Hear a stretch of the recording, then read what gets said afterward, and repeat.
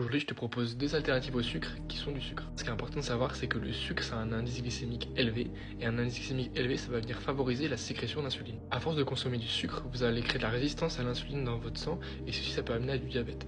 Le problème du sucre blanc, c'est que c'est des calories vides. Le sucre blanc, il va vous fournir de l'énergie rapide, du glucose, mais avec ceci, aucun nutriment. Ça va donc entraîner une consommation de calories complètement inutile puisque derrière vous n'aurez apporté à votre corps aucune vitamine ni aucun minéraux. Le sucre c'est vraiment pas à négliger parce qu'il favorise la prise de poids, l'inflammation et encore plein de méfaits dont personne n'a envie de subir les conséquences. Pour cela, aujourd'hui je te propose deux alternatives au sucre blanc qui ont un indice glycémique plus bas que le sucre qui sont ni raffinés ni cristallisés.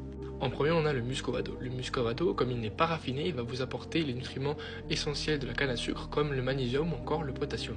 Le muscovado, il est aussi riche en vitamines comme la vitamine B3, B6 ou encore B9.